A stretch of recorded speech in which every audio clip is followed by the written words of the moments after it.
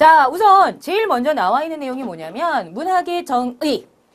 국어에서는요, 우리가 이제 기본 내용, 뭐 기본 이론이라고 하죠. 이것을 공부할 때 그 나오는 용어에 대한 기본적인 개념, 그러니까 정의라고 하는 것은 뭐 정의의 용사 뭐 할 때 그런 정의가 아니라 그 용어에 대한 개념, 뜻을 밝히는 걸 정의라고 하거든요. 그러니까 이렇게 뭐 문학이 됐든 시가 됐든 소설이 됐든 뭐가 됐든지 간에 여기서 다루어지는 용어의 그 뜻부터 정확하게 알고 가는 게 올바른 국어 방법, 국어 공부 방법이라고 알고 계시면 되겠습니다. 그래서 뭐 여러분이 뭐 지금부터 시작해서 앞으로 쭉 국어 공부하시면 뭐 여러 가지 뭐 기본 이론에 대해서 제가 설명해 드릴 텐데 이렇게 새로운 이론이 이렇게 수업 들어갈 때마다 거의 뭐 요 1번 맨 첫 번째는요. 그 용어에 대한 그 개념에 대한 이렇게 뜻을 밝히는 내용부터 시작한다라고 보시면 되겠어요. 물론 시험 문제에는 문학의 뜻이 뭡니까? 뭐 이렇게 문제가 잘 나오지는 않습니다. 하지만 우리가 그 나와 있는 용어들에 대한 뜻을 명확하게 알고 있어야 문제를 풀 수 있다라는 건 알고 계시죠. 그래서 우선은 문학이란 뭐 우리가 문학 모르는 것 같지는 않은데 막상 문학이 뭡니까? 라고 질문을 하면 저조차도 제가 막 길을 걷고 있는데 누가 나를 불러서 문학이 뭡니까? 그러면 굉장히 당황스럽겠죠. 물론 물어보지도 않겠지만 자, 문학의 정의는 이렇게 이야기할 수 있습니다. 자, 인간의 감정과 느낌과 생각을 상상력과 허구의 과정을 통해 언어로 표현한 예술이다라고 했는데 뭐 사실 이 안에 우리가 지금 여기서 배워야 하는 문학의 특징에 다 나와 있는 거나 다름이 없어요. 인간의 감정과 느낌, 생각, 그것이 곧 문학의 내용이 될 거고요. 자, 그것을 상상력과 허구. 그래서 사실 우리가 문학, 뭐 시, 소설, 수필, 희곡, 뭐 이 네 가지를 묶어서 문학이라고 하는데 문학의 일반적인 특성을 이야기할 때 이제 허구성을 이야기하거든요. 허구, 가짜라는 뜻이죠. 작가의 상상에 의해서 만들어진 것들이 문학 작품이기 때문에 물론 수필 같은 경우에는 진짜예요. 가짜 같지만 진짜입니다. 근데 일반적인 문학의 특성을 이야기할 때에는 그 작가의 상상력과 허구, 상상력을 통해 허구의 과정, 허구의 이야기로 만들어진 게 바로 문학 작품이라는 뜻이겠죠. 그래서 언어로 표현한 예술이다. 언어. 아주 문학 작품을 표현하는데 중요한 수단이다라고 하는 것. 그래서 이거 그대로 특징으로 내려옵니다. 언어로 표현된다. 언어가 형식이 되고요. 생각, 감정 이것들이 바로 문학의 내용이 되고요. 독자에게 감동을 주는 것을 목적으로 하지요. 그래서 우리가 뭐 소설이나 시 읽고 감동적이야 라고 이야기하잖아요. 그 다음에 작가의 창조성이 드러난다 라고 되어 있습니다. 자, 그래서 정의 따로 특징 따로 공부하지 마시고 뭐 정의가 특징이고 특징을 묶어 놓은 게 정의라고 보시면 되겠습니다.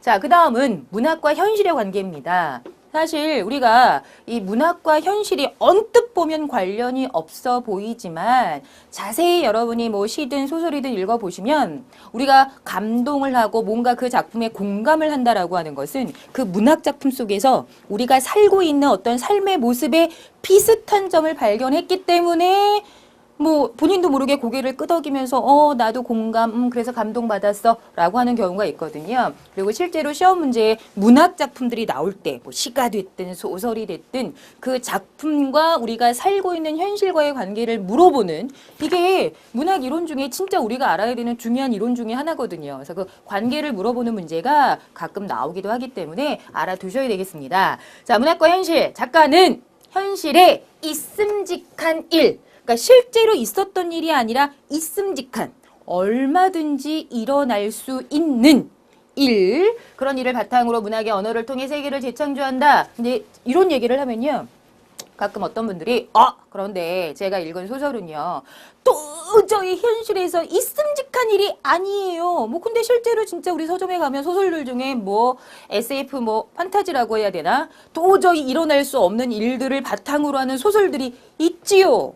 그런데 그런 소설은 우리 교과 과정 중에 절대로 거의 뭐 실릴 가능성이 없다라고 보시면 되겠습니다. 그러니까 여기서 말하는 문학이라고 하는 것은 일단 기본적으로 우리 교과서에 실릴 수 있는, 우리가 공부할 수 있는 그런 작품들을 기준으로 이야기하는 거다라고 보시면 되겠고요.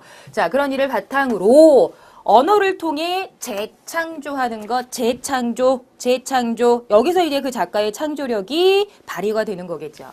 자, 그리고 또 하나 여러분이 알아두실 것이 일상 언어와 문학적 언어의 차이점, 공통점 알아두셔야 하는데, 일단 여러분 만약에 여러분이 지금 교재를 보고 계신다면 공통점은 뭐라고 나와 있냐면 의사소통이라고 나와 있을 겁니다. 뭐 그게 일상 언어든 문학적 언어든 이 세상에 존재하는 모든 언어, 우리말이든 일본말이든 중국말이든 이 세상에 존재하는 모든 언어, 가장 기본적인 1차적인 목적은요, 의사소통이 있어요. 서로 생각을 주거니 받거니 하기 위해서 우리가 언어를 사용하니까. 그러니까 이게 일상 언어든 문학적 언어든 의사소통은 기본인데, 자, 차이점을 알아두신 게 중요합니다. 일단 일상 언어, 우리가 평상시에 사용하는 언어, 매우 구체적이죠. 그리고 뭐 운율 같은 건 전혀 신경 쓰지 않습니다. 그냥 내가 말하고 싶은 대로 산문적이지요. 그러다 보니 필요 없는 말이 좀 많아요. 제가 지금 수업하는 중에도 여러분에게 피가 되고 살이 되는 내용보다 필요 없는 말이 많지는 않은지 살짝 걱정이 되는데, 바로 이런 말들이 필요 없는 말이 되겠죠.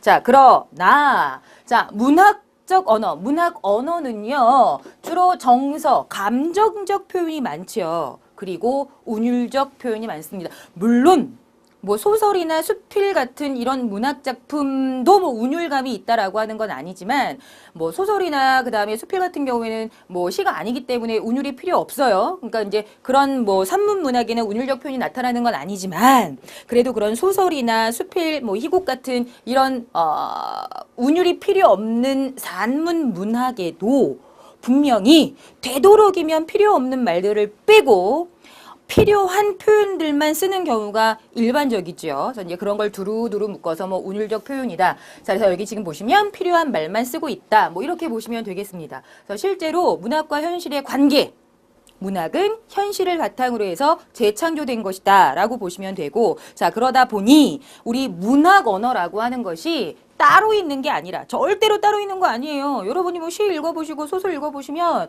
막상 거기에 쓰여져 있는 언어들이 하나도 어렵지가 않아요. 근데 이상하게 우리가 아는 단어, 분명히 아는 단어들인데 그 아는 단어를 묶어서 시 한 편을 써놔서 읽으면 도대체 이 시의 의미가 뭔지 모르겠어요. 이럴 때가 종종 있지요. 언어 자체는 따로 존재하는 게 아닙니다. 그래서 문학 언어 또한 일상 언어를 바탕으로 해서 만들어진 언어이고, 그래도 일상 언어, 문학 언어이기 때문에 이런 차이점이 있다. 차이점 위주로 알아두시면 좋을 것 같습니다. 그 다음 여러분에게 알려드릴 내용은 중요한 내용 나왔습니다. 자, 집중하세요. 자, 뭐가 나왔느냐? 문학의 갈래가 나왔습니다. 사실 우리가 문학 관련된 기본 이론 공부하면서 제일 핵심이죠. 여러분이 앞으로 공부하게 될 내용들. 자, 문학의 갈래 4가지. 시, 그 다음에 소설, 희곡, 수필입니다. 자, 먼저 시는 조금 이따 배우게 될 텐데 그래도 읽어봐야 되겠죠. 작가의 감정과 사상을 함축성, 운율성 제일 중요합니다. 우리가 시의 특성을 한마디로 간단하게 이야기하자. 함축성, 운율성. 언어로 표현한 거. 자, 소설은 현실에서 일어날 수 있는 일을 상상하여 쓴 글. 우리가 앞에서 배웠던 문학의 개념, 문학의 특징과 많이 일치하죠. 그 다음 희곡. 여기 희곡은 무대 상연을 위해 쓰인 연극의 대본이다. 근데 사실 우리 연극보다는 영화, 드라마 더 많이 보잖아요. 그래서 영화나 드라마의 대본은 희곡이라고 하지 않고 시나리오라고 합니다. 그래서 여기 그냥 우리가 문학의 갈래를 이야기할 때는 희곡이라고 하지만 요 희곡 안에는 영화나 드라마의 대본인 시나리오도 포함되어 있다라고 생각하시면 좋을 것 같고요. 자, 그 다음 수필. 자유롭고 개성 있는 글, 개성. 이게 제일 중요한 특성입니다. 특별한 형식이 없음. 그래서 여기 무형식의 형식이라고 이제 적혀져 있는데 가끔 이 무형식이 형식이다라고 하는 건 수필은 형식이 없대. 그러니까 여기도 보시면 특별한 형식이 없음이라고 나와 있어서 아예 수필은 형식이 없는 글인가 봐. 이렇게 알고 있는 분들도 많은데 형식이 없는 게 아니라 다른 갈래, 시, 소설, 희곡에 비해서 형식이 좀 자유롭다 이렇게 알아두시는 게 훨씬 더 정확합니다. 형식이 없는 게 아니라 형식이 다른 갈래에 비해서 자유롭다. 어떻다? 자유롭다. 자, 필기하셨죠? 중요한 내용이었는데 자, 요 네 가지 갈래 그리고 이 네 가지 갈래를 이제 배울 때마다 여러분에게 중요한 이론을 설명해 드릴 겁니다.